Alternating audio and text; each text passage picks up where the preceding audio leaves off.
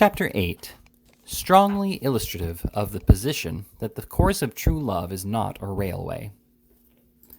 The quiet seclusion of Dingley Dell, the presence of so many of the gentler sex, and the solicitude and anxiety they evinced in his behalf were all favorable to the growth and development of those softer feelings which nature had implanted deep in the bosom of Mr. Tracy Tupman, and which now appeared destined to center in one lovely object. The young ladies were pretty, their manners winning, their dispositions unexceptionable. But there was a dignity in the air, a touch-me-nottishness in the walk, a majesty in the eye of the spinster aunt, to which at their time of life they could lay no claim, which distinguished her from any female on whom Mr. Tupman had ever gazed. That there was something kindred in their nature, something congenial in their souls, something mysteriously sympathetic in their bosoms was evident. Her name was the first that rose to Mr. Tupman's lips as he lay wounded on the grass, and her hysteric laughter was the first sound that fell upon his ear when he was supported to the house. But had her agitation arisen from an amiable and feminine sensibility which would have been equally irrepressible in any case, or had it been called forth by a more ardent and passionate feeling, which he of all men living could alone awaken? These were the doubts which racked his brain as he lay extended on the sofa. These were the doubts which he determined should be at once and forever resolved. It was evening. Isabella and Emily had strolled out with Mr. Trundle. The deaf old lady had fallen asleep in her chair. The snoring of the fat boy penetrated in a low and monotonous sound from the distant kitchen. The buxom servants were lounging at the side door, enjoying the pleasantness of the hour and the delights of a flirtation on first principles with certain unwieldy animals attached to the farm. And there sat the interesting pair, uncared for by all, caring for none, and dreaming only of themselves. There they sat, in short, like a pair of carefully folded kid gloves, bound up in each other. "I have forgotten my flowers," said the spinster aunt. "Water them now," said Mr. Tupman in accents of persuasion. "You will take cold in the evening air," urged the spinster aunt affectionately. "No, no," said Mr. Tupman, rising. "It will do me good. Let me accompany you."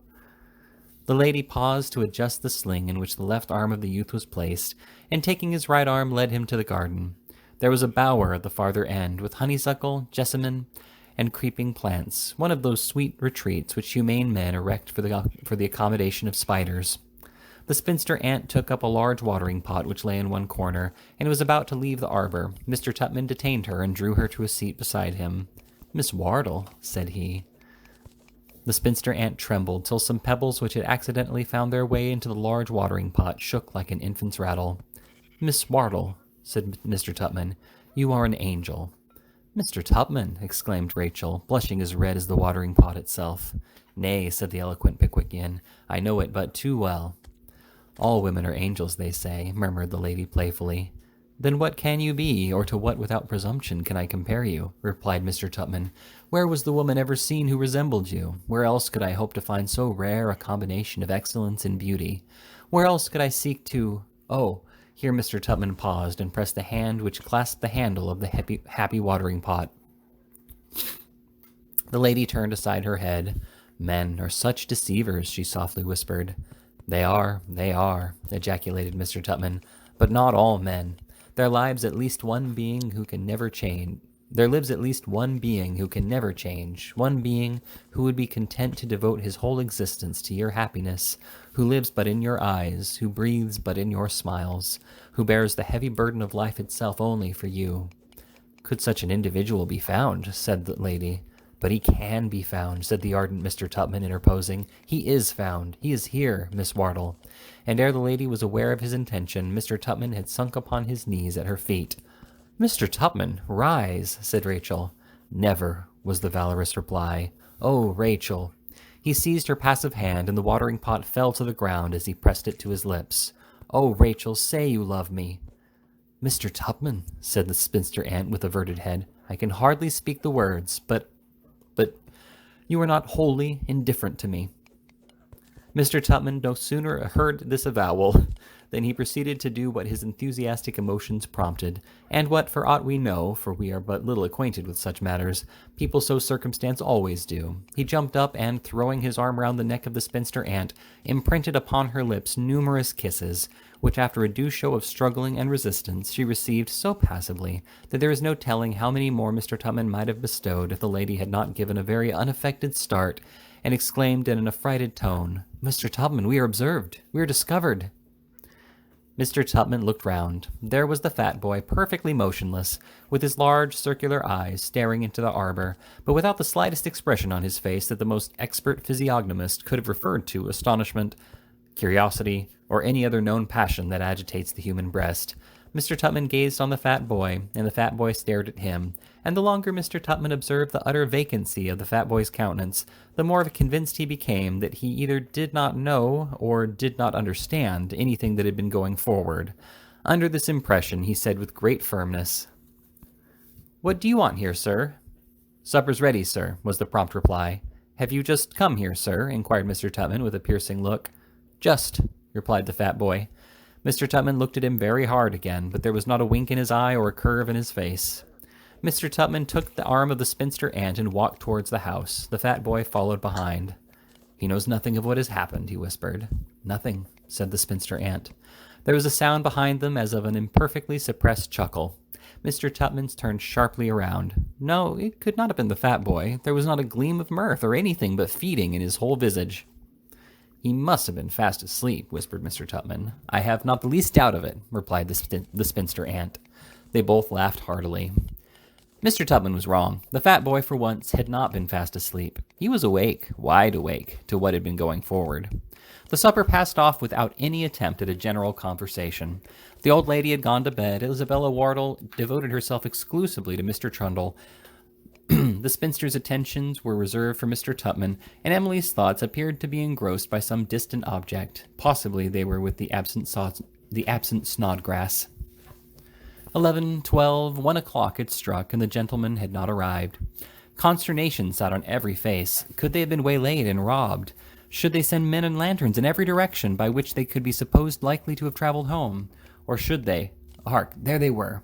What could have made them so late? A strange voice, too. To whom could it belong? They rushed into the kitchen, whither the truants had repaired, and at once obtained rather more than a glimmering of the real state of the case. Mr. Pickwick, with his hands in his pockets and his hat cocked completely over his left eye, was leaning against the dresser, shaking his head from side to side and producing a constant succession of the blandest and most benevolent smiles without being moved thereunto by any discernible cause or pretense whatsoever. Old Mr. Wardle, with a highly inflamed countenance, was grasping the hand of a strange gentleman, muttering protestations of eternal friendship. Mr. Winkle, supporting himself by the 8-day clock, was feebly invoking destruction upon the head of any member of the family who should suggest the propriety of his retiring for the night, and Mr. Snodgrass had sunk into a chair with an expression of the most abject and hopeless misery that the human mind can imagine, portrayed in every lineament of his expressive face.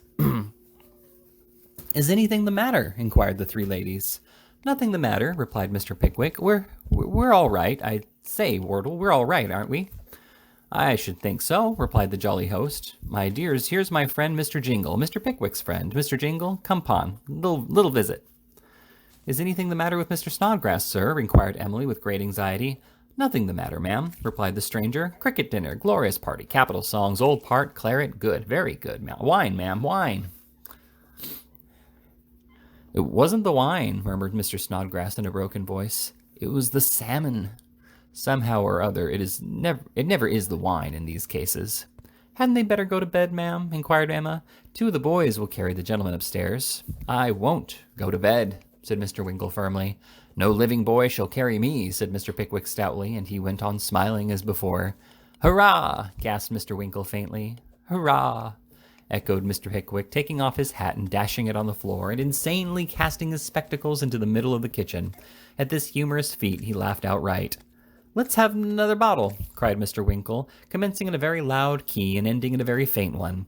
His head dropped upon his breast, and muttering his invincible determination not to go to his bed, and a sanguinary regret that he had not done for old Tupman in the morning, he fell fast asleep, in which condition he was borne to his apartment by two young giants under the personal superintendence of the fat boy, to whose protecting care Mr. Snodgrass shortly afterwards confided his own person. Mr. Pickwick accepted the proffered arm of Mr. Tupman and quietly disappeared, smiling more than ever. And Mr. Wardle, after taking as affectionate a leave of the whole family as if he were ordered for immediate execution, consigned to Mr. Trundle the honor of conveying him upstairs, and retired with a very futile attempt to look impressively solemn and dignified. "What a shocking scene," said the spinster aunt. "Disgusting," ejaculated both the young ladies. "Dreadful, dreadful," said Jingle, looking very grave. He was about a bottle and a half ahead of any of his companions. "Horrid spectacle, very." "What a nice man," whispered the spinster aunt to Mr. Tupman. "Good-looking, too," whispered Emily Wardle. "Oh, decidedly," observed the spinster aunt. Mr. Tupman thought of the widow at Rochester, and his mind was troubled. The succeeding half-hour's conversation was not of a nature to calm his perturbed spirit. The new visitor was very talkative, and the number of his anecdotes was only to be exceeded by the extent of his politeness. Mr. Tupman felt that as Jingle's popularity increased, he, Tupman, retired further into the shade. His laughter was forced, his merriment feigned, and when at last he laid his aching temples between the sheets, he thought with horrid delight on the satisfaction it would afford him to have Jingle's head, at that moment, between the feather bed and the mattress. The indefatigable stranger rose betimes next morning, and, although his companions remained in bed, overpowered with the dissipation of the previous night, exerted himself most successfully to promote the hilarity of the breakfast table. So successful were his efforts that even the deaf old lady insisted on having one or two of his best jokes retailed through the trumpet. And even she conceded to observe to the spinster aunt that he, meaning Jingle, was an impudent young fellow, a sentiment in which all her relations, then and there present, thoroughly coincided. It was the old lady's habit on the fine summer mornings to repair to the arbor in which Mr. Tupman had already signalized himself, in form and manner following. First, the fat boy fetched from a peg behind the old lady's bedroom door a close black satin bonnet, a warm cotton shawl, and a thick stick with a capacious handle, and the old lady, having put on the bonnet and shawl at her leisure, would lean one hand on the stick and the other on the fat boy's shoulder and walk leisurely to the arbor, where the fat boy would leave her to enjoy the fresh air for the space of half an hour, at the expiration of which time he would return and reconduct her to the house. The old lady was very precise and very particular, and as the ceremony had been observed for 3 successive summers without the slightest deviation from the accustomed form, she was not a little surprised on this particular morning to see the fat boy, instead of leaving the arbor, walk a few paces out of it, look carefully round him in every direction, and return towards her with great stealth and an air of the most profound mystery. The old lady was timorous, most old ladies are, and her first impression was that the bloated lad was about to do her some grievous bodily harm with the view of possessing himself of her loose coin. She would have cried for assistance, but age and infirmity had long ago deprived her of the power of screaming. She therefore watched his motions with feelings of intense horror, which were in no degree diminished by his coming close up to her and shouting in her ear in an agitated and, as it seemed to her, a threatening tone, "Mrs." Now it so happened that Mr. Jingle was walking in the garden close to the arbor at that moment. He too heard the shouts of "Mrs." and stopped to hear more. There were 3 reasons for his doing so. In the first place, he was idle and curious. Secondly, he was by no means scrupulous. Thirdly, and lastly, he was concealed from view by some flowering shrubs. So there he stood, and there he listened. "Mrs." shouted the fat boy. "Well, Joe," said the trembling old lady, "I'm sure I have been a good mistress to you, Joe. You have invariably been treated very kindly. You have never had too much to do, and you have always had enough to eat." This last was an appeal to the fat boy's most sensitive feelings. She seemed touched as he replied emphatically, "I knows I has." "Then what can you want to do now?" said the old lady, gaining courage. "I wants to make your flesh creep," replied the boy. This sounded like a very bloodthirsty mode of showing one's gratitude, and as the old lady did not precisely understand the process by which such a result was to be attained, all her former horrors returned. "What do you think I see in this very arbor last night?" inquired the boy. "Bless us, what?" exclaimed the old lady, alarmed at the solemn manner of the corpulent youth. "The strange gentleman, him as had his arm hurt, a kissin' and huggin'." "Who, Joe? None of the servants, I hope?" "Worser than that," roared the fat boy in the old lady's ear. "Not one of my granddaughters?" "Worser than that." "Worse than that, Joe," said the old lady, who had thought this the extreme limit of human atrocity. "Who was it, Joe? I insist upon knowing." The fat boy looked cautiously round, and having concluded his survey, shouted in the old lady's ear, "Miss Rachel." "What?" said the old lady in a shrill tone. "Speak louder." "Miss Rachel," roared the fat boy. "My daughter." The train of nods, which the fat boy gave by way of assent, communicated a blancmange-like motion to his fat cheeks. "And she suffered him?" exclaimed the old lady. A grin stole over the fat boy's features as he said, I see her a-kissin' of him again. If Mr. Jingle, from this place of concealment, could have beheld the expression which the old lady's face assumed at this communication, the probability is that a sudden burst of laughter would have betrayed his close vicinity to the summer-house. He listened attentively. Fragments of angry sentences such as, without my permission, at her time of life, miserable old ooman like me, might have waited till I was dead, and so forth, reached his ears, and then he heard the heels of the fat boy's boots crunching the gravel as he retired and left the old lady alone. It was a remarkable coincidence, perhaps, but it was nevertheless a fact that Mr. Jingle, within 5 minutes of his arrival at Manor Farm on the preceding night, had inwardly resolved to lay siege to the heart of the spinster aunt without delay. He had observation enough to see that his offhand manner was by no means disagreeable to the fair object of his attack, and he had more than a strong suspicion that she possessed that most desirable of all requisites, a small independence. The imperative necessity of ousting his rival by some means or other flashed quickly upon him, and he immediately resolved to adopt certain proceedings tending to that end and object without a moment's delay. Fielding tells us that man is fire and woman tow, and the Prince of Darkness sets a light to him. Mr. Jingle knew that young men to spinster aunts are as lighted gas to gunpowder, and he determined to essay the effect of an explosion without loss of time. Full of reflections upon this important decision, he crept from his place of concealment, and under cover of the shrubs before mentioned, approached the house.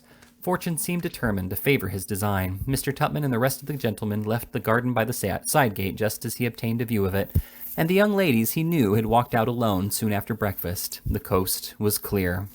The breakfast parlor door was partially open. He peeped in.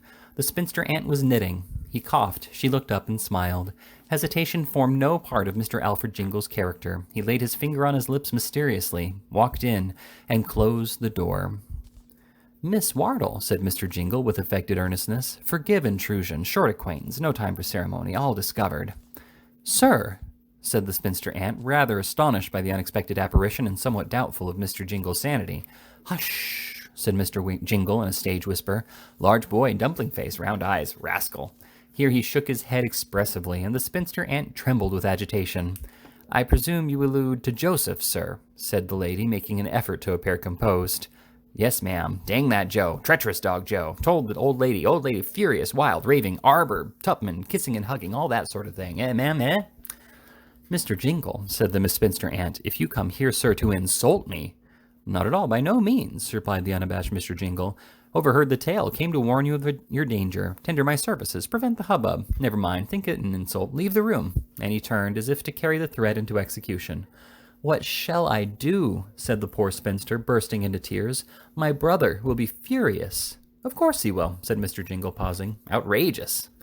Oh, Mr. Jingle, what can I say? Exclaimed the spinster aunt in another flood of despair.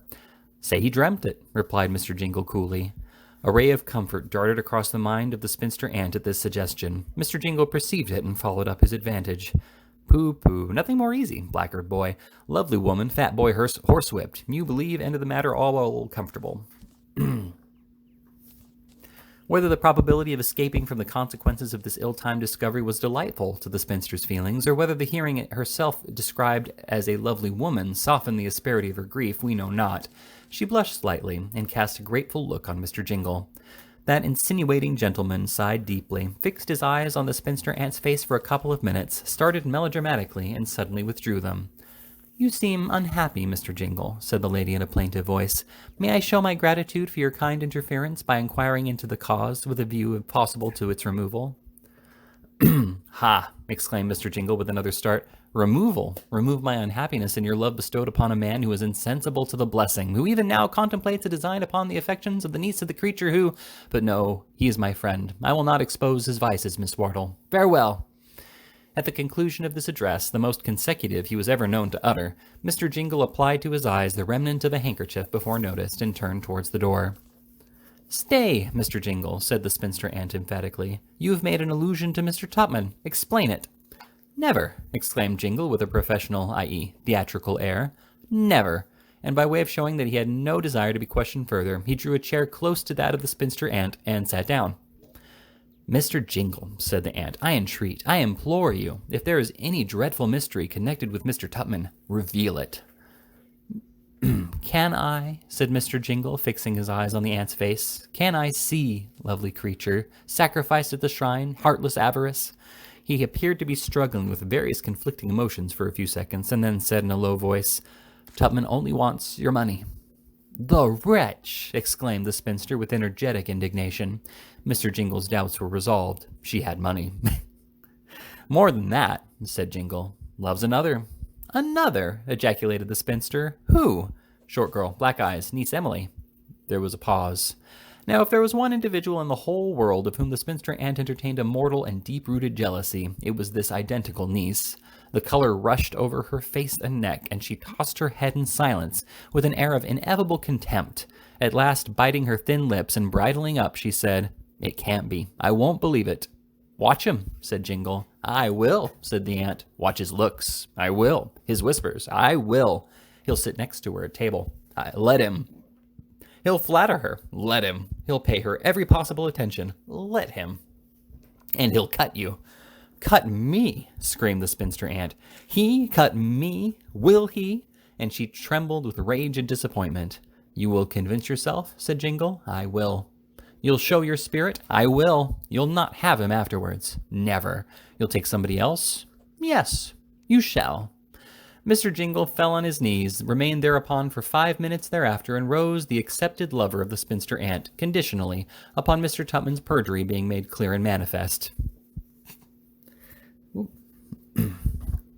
The burden of proof lay with Mr. Alfred Jingle, and he produced his evidence that very day at dinner.